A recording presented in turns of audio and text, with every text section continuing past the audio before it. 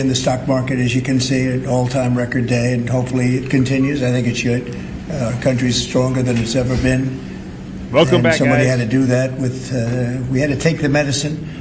We had to go through the operation, and that's what we've been through. And a lot of presidents would not have done it. No president would have done it, I think.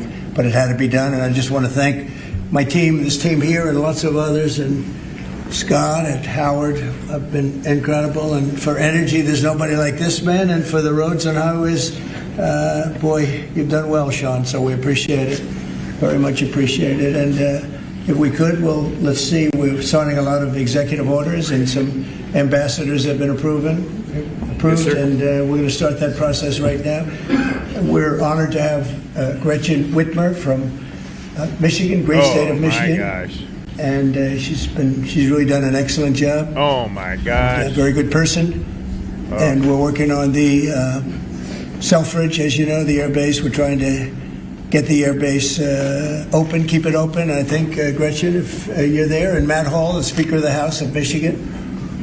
And he's been fantastic as the Speaker. I appreciate it. We won the state, Matt, and We did. you helped me a lot. I did, and you made me speaker, so thank you, Mr. President. That's good too. And Gretchen, I think everybody knows. So we're working on that very hard, and I think we'll come home with a winner talk for about Michigan. that. Okay. I just spoke with the Secretary of Defense. Sometimes we call him the Secretary of War. It used to be called the Secretary of War. They changed it when we became a little bit politically correct. But I think we're in great shape. We're going to be in great shape. So thank you very much for being here. Thank you very much, Matt. Congratulations. Great job. All right, man. Hey, we're back. We are back with another episode, guys, and I appreciate you guys, man. I appreciate you guys so much. I am just one guy trying to get the word out to you guys, man. That's all I'm trying to do. Whether it's right or wrong, I'm trying to get the right the answer out to you guys.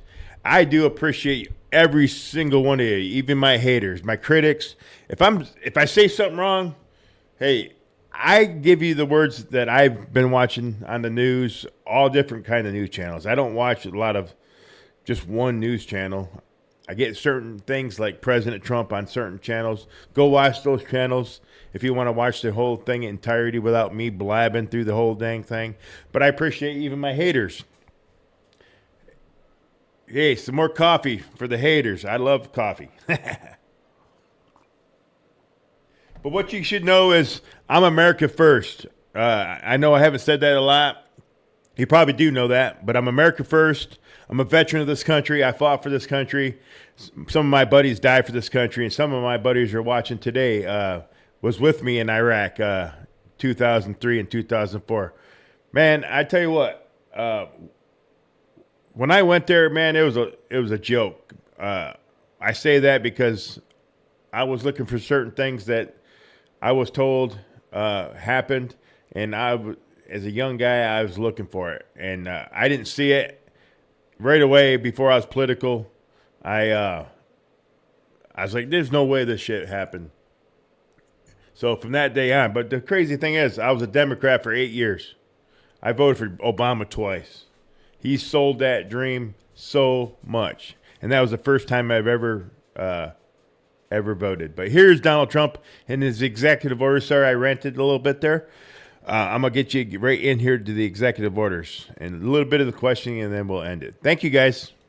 So we'll start with the first orders, and I think we have one for a man named Mike Huckabee. Does anyone know Mike Huckabee? Yes, sir. He's going to be a great ambassador to Israel, and they're thrilled to have him, that I can tell you. Go ahead. Yes, sir. So the Senate confirmed Governor Huckabee to be your next ambassador to Israel earlier today. That's his commission as ambassador. And then we also have a transmittal letter to the president of Israel requesting that he accept Ambassador Huckabee's credentials. He's going to be fantastic. He's going to bring home the bacon. And then Even though bacon isn't too big in Israel. That's just a Good one, I had good to one. clear that up. Oh, boy.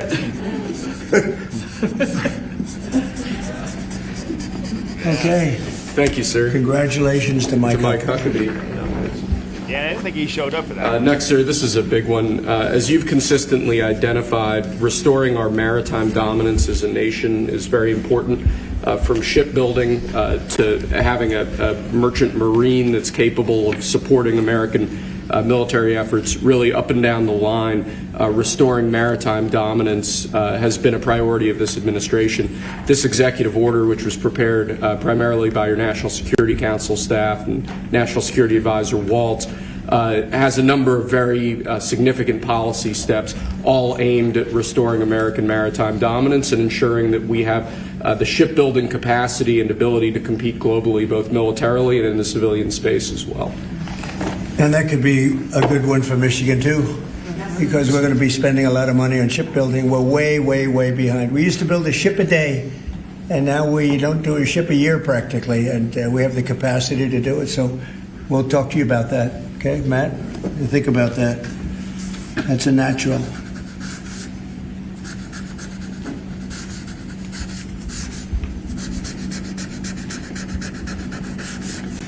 Okay, shipbuilding. That's a good one. Okay, thank you. Thank you, sir. Yeah, that's huge the for next Michigan. executive order relates to defense procurement. Our current defense procurement process has been criticized by many folks on both sides of the aisle as being too slow to adapt to new and changing technologies, not delivering the sorts of weapons and systems that our warfighters need in order to compete on the battlefields of the future. So with this executive order, we're going to be modernizing the procurement structure that the Department of Defense uses to allow it to more quickly adapt to changing circumstances around the world. And we're also going to be launching a review of existing procurement programs to ensure that we're getting value for the money and to ensure that we're getting the best possible systems in the field. And which are currently horrible. I tell you, they're horrible. That process is ridiculous what they do. They get the highest price and not even good-looking equipment, and we're changing it. We're going to change it to the best. So this is very, very important.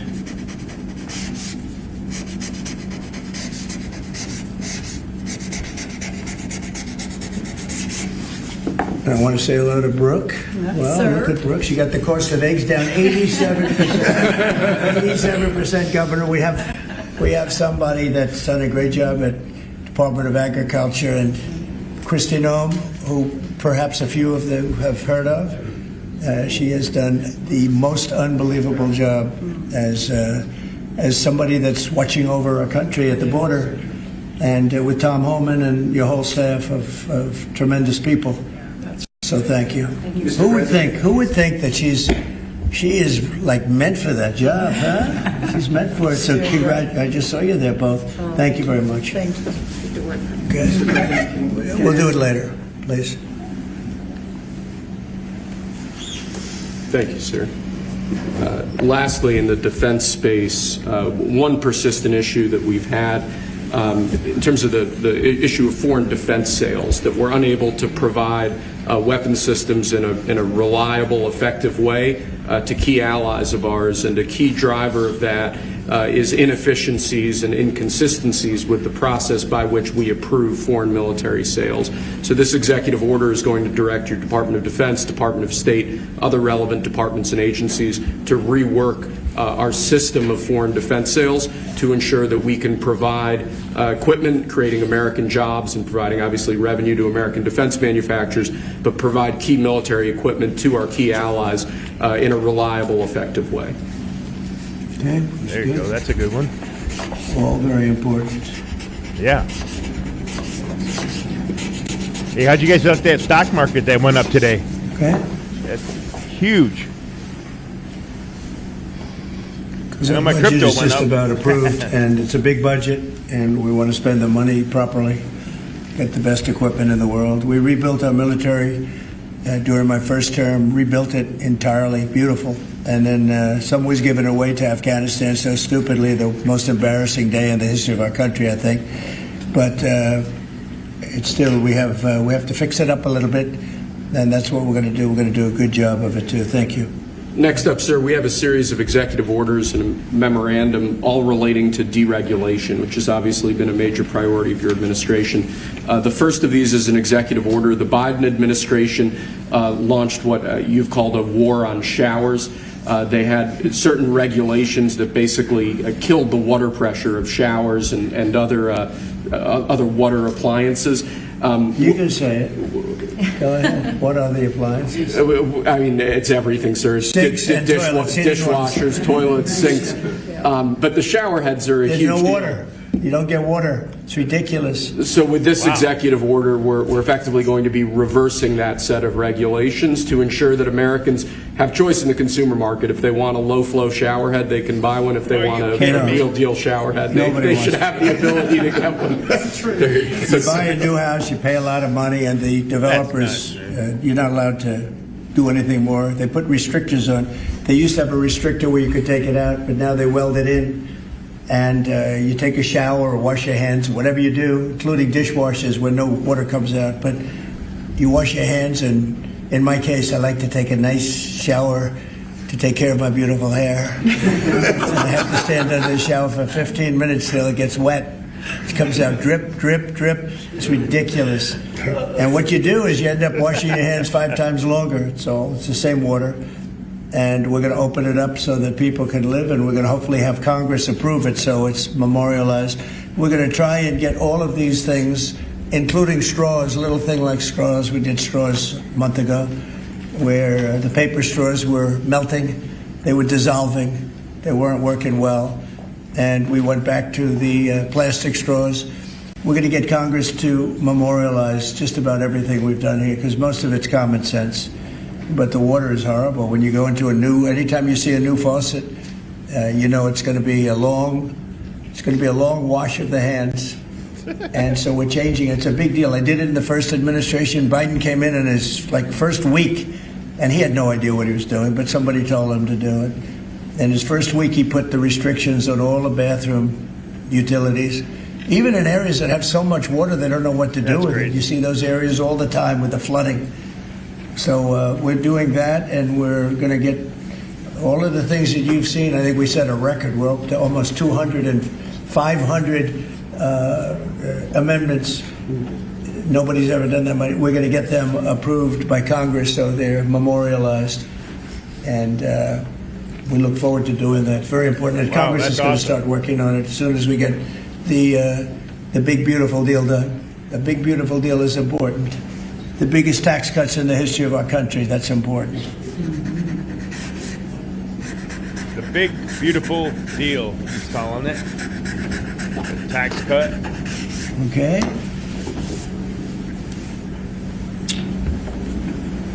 Okay. Is that okay? Good. Just a 10. You're taking a good shower. It's amazing. We rate the signatures. That was a 10. That's why. This is another executive order relating to deregulation, sir. There are a lot of regulations on the books that either promote monopoly directly or prevent new market entrants from entering into a given market.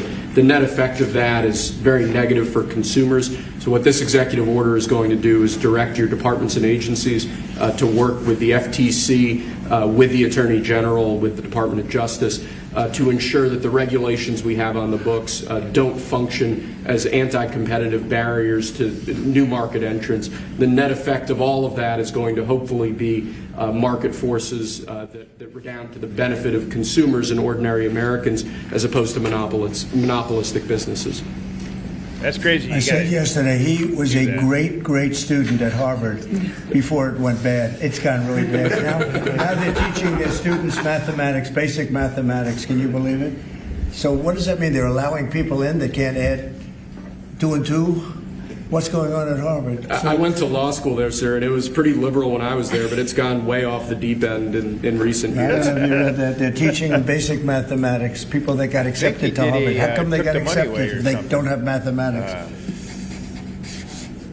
The grant. And we're holding back $8 billion. Oh, Can yeah, we right believe? there. $8 billion. We give Harvard $8 billion.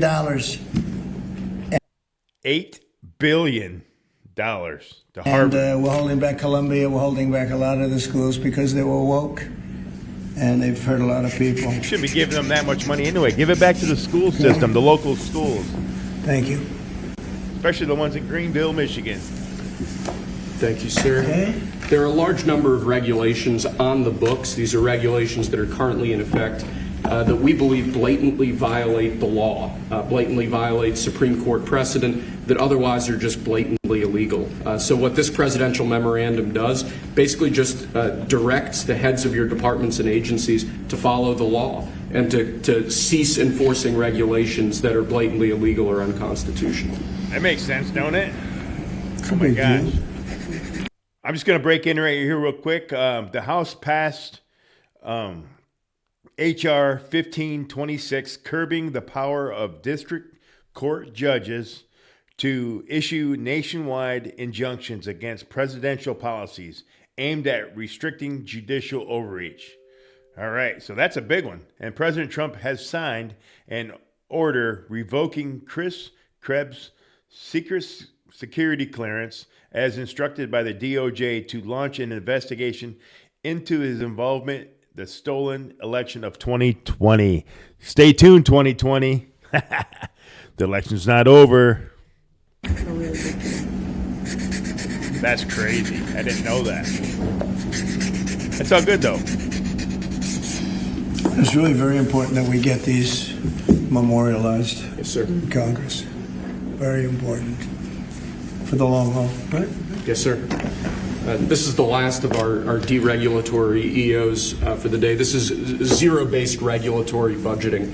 The idea here is that over time, regulations accumulate on the books and in the Federal Register, and people aren't taking a close, detailed look at what's on the books and clearing them out as times change or as regulations become dated or ineffective. What this executive order is going to require is each of your departments and agencies to scrutinize on a continuing rolling basis all of the regulations they actually have on the books and sunset those that either no longer serve a purpose or the departments and agencies can't identify a specific reason for keeping them active. Okay.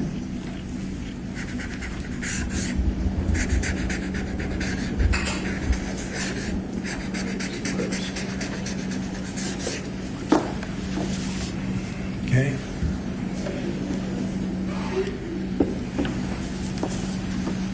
Thank you, sir.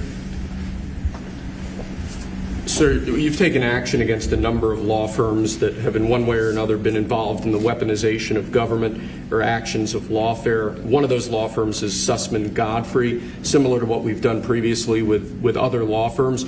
This is an executive order that takes certain measures against Sussman Godfrey to ensure that they can't access government resources, government buildings, scrutinizing certain aspects of their practices as a law firm, given their previous activities.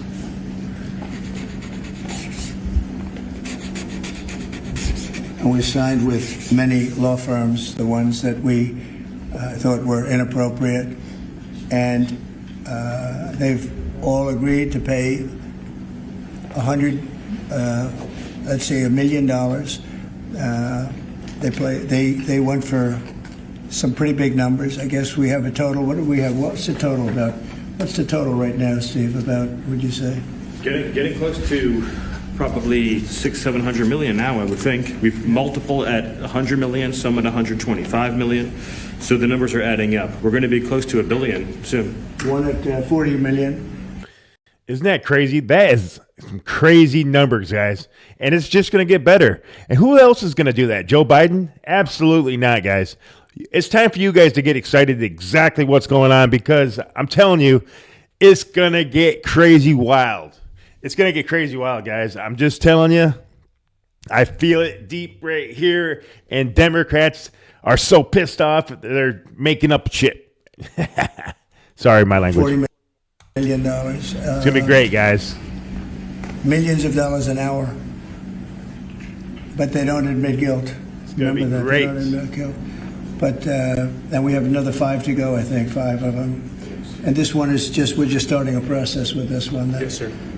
Because there were some very bad things that happened with these law firms. And this firm was very involved in the Yes. election misconduct. Many. Weren't they all involved in the election? I think they were all involved. Yes. Oh my Anyway, God! so they went from they were all involved. $40 million to That's hilarious. $125 million, and most of them are at about $100 million. Right? All right. That's crazy, man. Look at all the money he's bringing into the country, guys. You can say what you want Thank about you. Donald Trump, but he's nonstop working for us. He is Thank you, sir. nonstop. Joe Biden's still The next sleeping. presidential memorandum we have for guarantee you it. relates to Miles Taylor. You may recall that Miles Taylor served in the Department of Homeland Security during your previous administration. In his capacity with the Department of Homeland Security, he leaked classified information. He wrote a I book remember under the pseudonym Anonymous, making outrageous claims both about your administration and about others in it.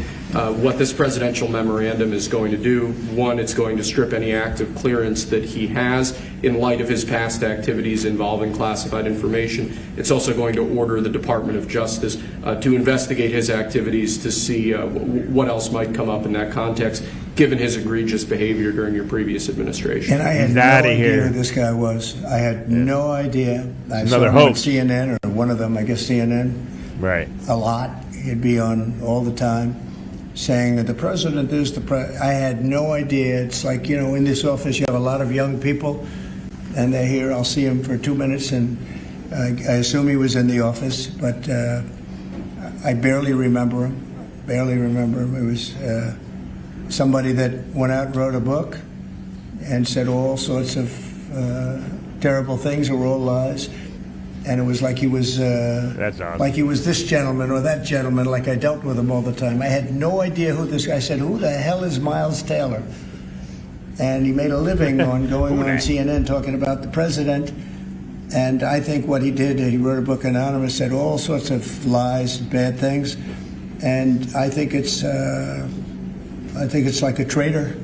It's like spying. He walks into the office. He's supposed to be sitting here. A lot of people, I'll be here, and there'll be 20 people standing in the room. There'll be oftentimes young people in the office. I assume he was one of them at least.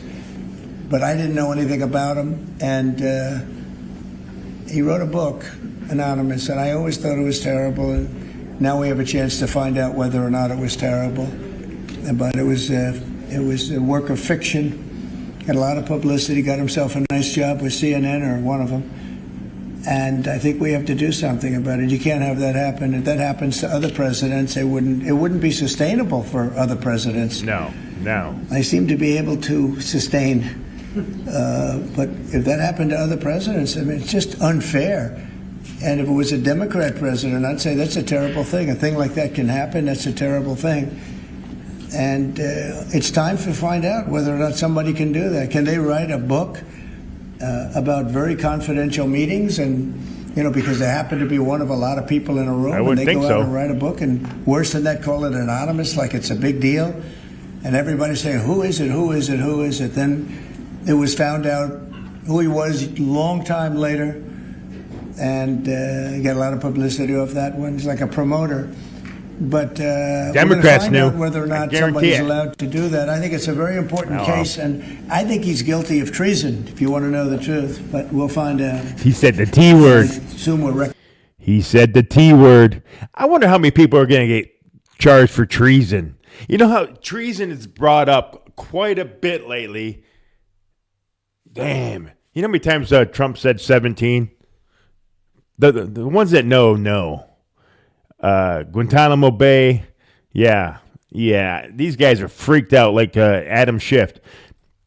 I would laugh if everybody else was Democrats are going to be voting for Adam Schiff, their new president.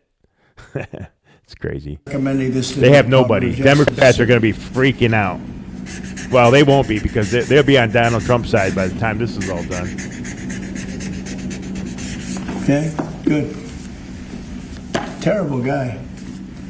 Similarly, sir, Christopher Krebs, the former head of CISA, this is a man who weaponized He's outta his here. position against free speech in the election context, in the context of COVID-19. This is it's a similar presidential memorandum to the one you just signed. It addresses his access to government, existing clearances he might have, and further instructs your Department of Justice, other aspects of your government, to investigate some of the malign acts that he participated I didn't mean to break in, but that's what I was just talking about. Breaking news. Awesome. participated in while he was still head of CISA. This is another one. I don't know that I met him. I'm sure I met him, but I didn't know him. And he came out right after the election, which was a rigged election, Yep. badly rigged election. not we over. did phenomenally in that Telling election. you. Look what happened to our country because of it. Open borders, millions of people coming into our country. Russia and Ukraine, that would have never happened. October 7th would have never happened. Afghanistan, the way they withdrew with 13 dead, but so many killed, actually. I mean, so many killed outside of the 13 soldiers, hundreds of people killed. And maybe, I don't know, never mentioned, but I mentioned it, 42 or 43 people so badly injured, the legs, the arms, blown off, the face. And this is all because of an incompetent group of people that preceded us, and that would have never happened. And this guy Krebs was saying, oh, the election was great, it was great. Well, it's been proven that it was not only not great. When you look at all these lawyers and law firms that are signing, giving us hundreds of millions of dollars, it was proven by so many different ways in so many different forms, from the legislatures not approving to the 51 intelligence agents that worked from all of the different scamming operations. It was a very corrupt election. They used COVID to cheat. And we're going to find out about this guy, too, because this guy's a wise guy. He said, we've been proved this is the most secure election in the history of our country. Now, this was a disaster. And frankly, we should go to paper ballots, same-day voting, voter ID, and one other thing, you should get a little certificate that says you're a citizen of our country.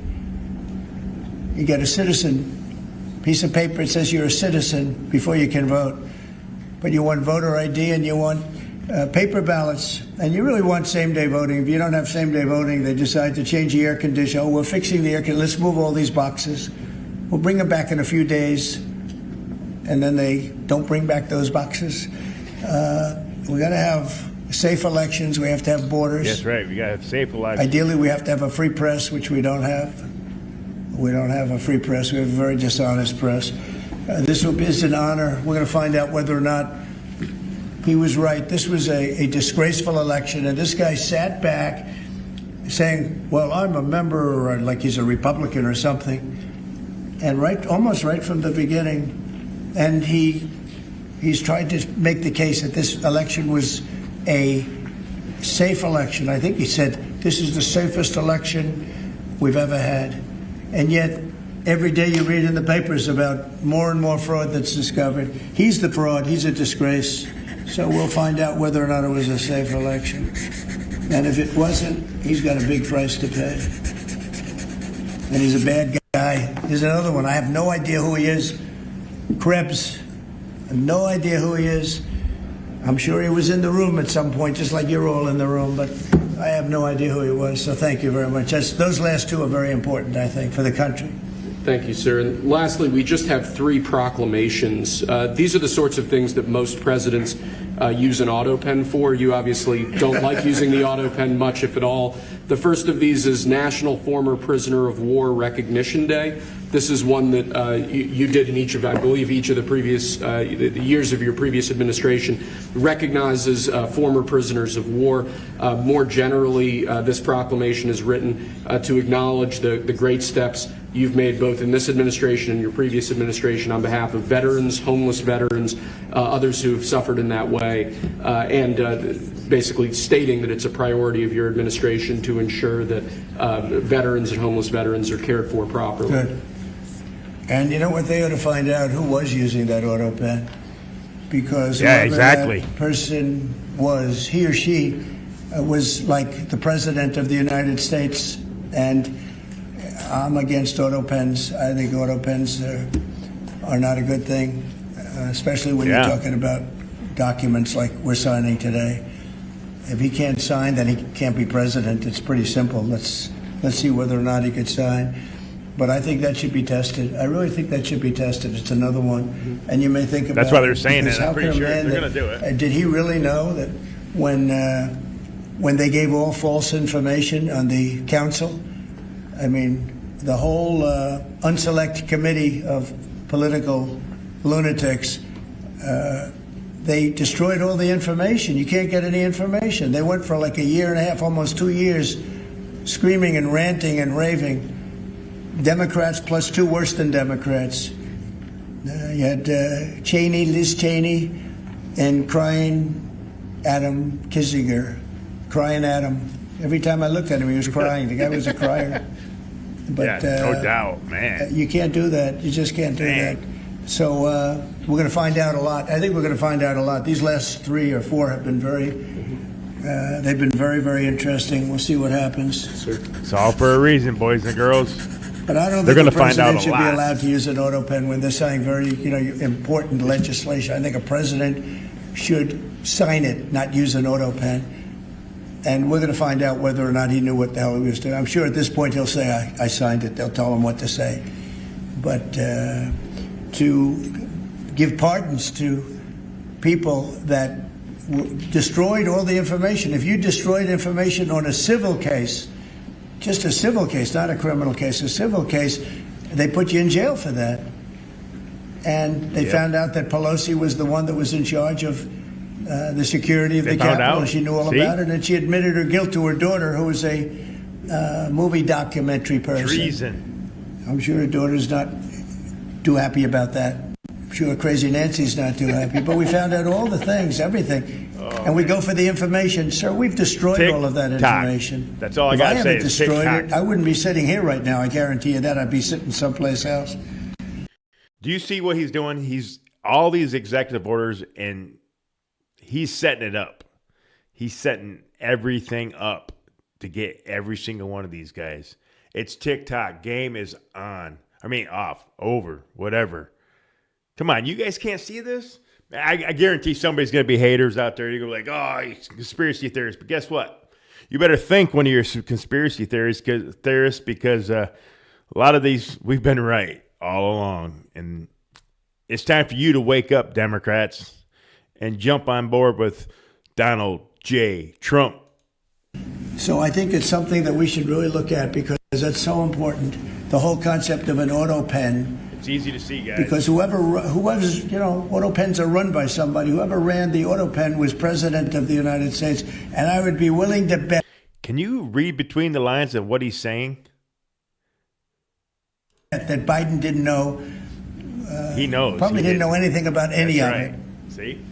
Very dangerous. We're going to find out. Dangerous. He's telling you right now that's what we're going to do. So you're going to check that out, right? Yes, sir. I'm working on it right now, sir. This is just another proclamation, right sir, now, declaring sir. National Crime Victims' Rights Week. You've obviously made it a major priority of your administration to track down and at times deport criminals who have committed violence on our streets, who have victimized so many people. This is an annual proclamation that hopefully gets Americans to remember that when crimes occur, there are real victims, there are real people who are affected, and there are people who suffer as a result. That's right. Okay, it's very important. Thank you. I just want to add, so we're working very hard with Democrats, the governor, with Matt Hall, with a lot of transportation, Sean, and all of the people trying to keep guys.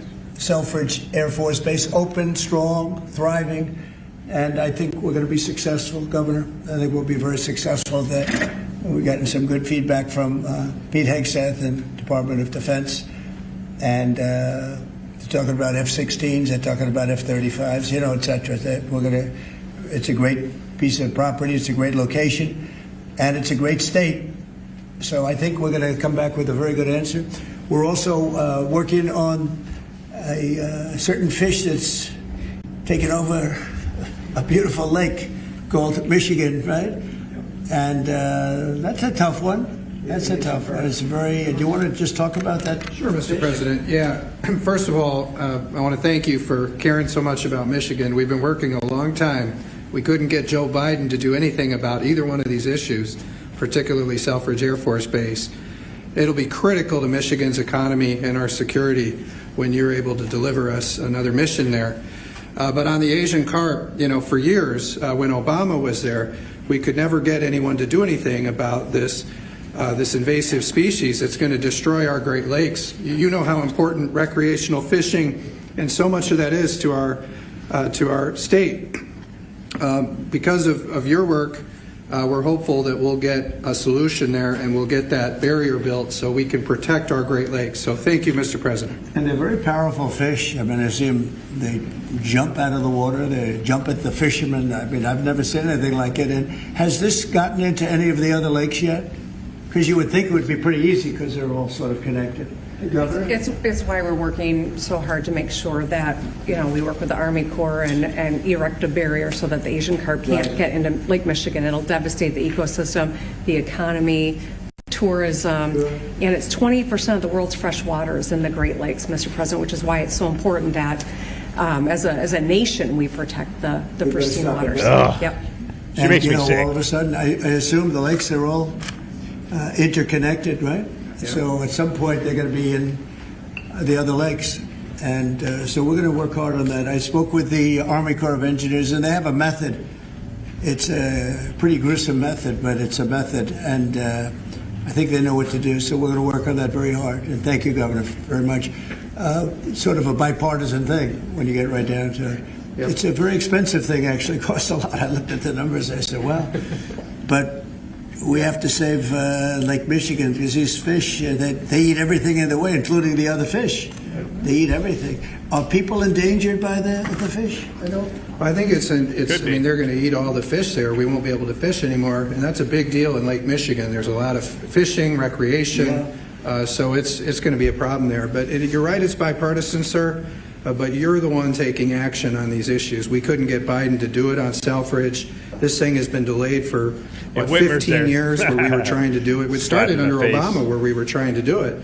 He wouldn't do anything about it. So we appreciate you paying so much attention to this and taking action. Well, sir. I would. And the governor, in all fairness, called me about it. I had seen it, and she called me, and John James called me. And we spoke with your office, and it's... I'm not a fan of John James. He's a Republican because I'm from Michigan, and John James did nothing about election fraud. Unbelievable. I want to put that down. Really is bipartisan. It's great to see it, actually. It's great to see that. And that includes Selfridge, too. Mm-hmm. And we're going to get it done, and we'll all stand there together and cut a ribbon. Okay? Gretchen? Good. That's good. Thank you very much. Amazing. I'm glad you brought it up, and I'm glad you brought it up, Matt. Appreciate it. Democrat. And I know you two get along pretty well, right? About 70% of the time, which is pretty good. I think you That's do. funny. All right, good. We'll have something to celebrate pretty soon. So pretty sure about that. Okay. Thank you, Gretchen, very much. Okay. Do you have any questions? Mr. President, where does the TikTok deal stand, given what we've seen, the tariffs Well, to it's moving China? along, but obviously I would say right now China's not exactly thrilled about signing it. We have a deal with some very good people, some very rich companies that would do a great job with it, but we're going to have to wait to see what's going to happen with China. So Just want to give you a quick update here. Go to Fox News and watch this whole entire thing. I'm going to take a couple questions, and then we'll cut it in. We've been in about 38 minutes, so we're going to cut it short here. But if you want to watch their whole thing, go watch Fox News. President still on the table. no, it's on the table very much. I think China's going to want to do it, actually. President, Can you explain more of what you believe is the end game with China? Are you waiting for President Xi to blink? How do you think this is all going to be resolved? Look, for years we've been ripped off and taken advantage of by China and others, in all fairness, but by China, that's the big one. And it's just one of those things. We're making $2 billion a day right now, this country. $2 billion a day with tariffs. And they were making $2 billion a day. We'll be making more. Now when you see what happened today, I don't know if it's still there. I looked an hour ago, but we were up like close to 3,000 points. Nobody's ever seen a day like that. I think that's a record, isn't it, fellas? Right here, guys. Is that a record? Who would have thought we were going to have a record like that after watching? But because the geniuses of the world, they get it. Our country is very strong. We were left a very, very weakened country, both economically, financially, because of all of the tariffs and all of the other companies just raiding us and ripping us off, and also at the border where 21 million people were allowed to come in. Many of those people were criminals. And but the people that do this for a living, some of them are very smart and some of them aren't smart at all. But these guys are very smart, and my group is very smart. My whole group is smart. And you've done so amazing on the border. I read the other day that there were 9 people and hundreds of thousands 2 years ago with Biden, and we had 9. We had it down to 9, and they were all let in for medical reasons. They were in bad shape. We let them in for medical reasons, not even for anything else. So you've been amazing. But that's a big thing. I think it's one of the greatest problems that I've never seen anything like it. Open borders. The whole world was emptied out. Prisons from all over the world, from the Congo in Africa, from Africa to Asia, a lot in South America, but it wasn't just South America. Prisons emptied out. And I said it outside with the drivers before, but El Salvador has been amazing, a job that the president's done. He's coming to see me next week, and we look forward to that. But that's really been amazing. Yes. Yeah, I'm going to leave it right there, guys. If you guys want the other half of the questions, just go to Fox News. Hey, thanks a lot, guys. I got to go get something to eat, but I love every one of you, even my haters. I appreciate it. I hope you guys can at least get a chance to see the other side, Democrat and Republican, and, just open your mind a little bit and just let me know how you guys feel and comment down below what you guys think. If you still support Trump, please subscribe and share. Thanks a lot, guys, and we will see you on the next video. Thank you.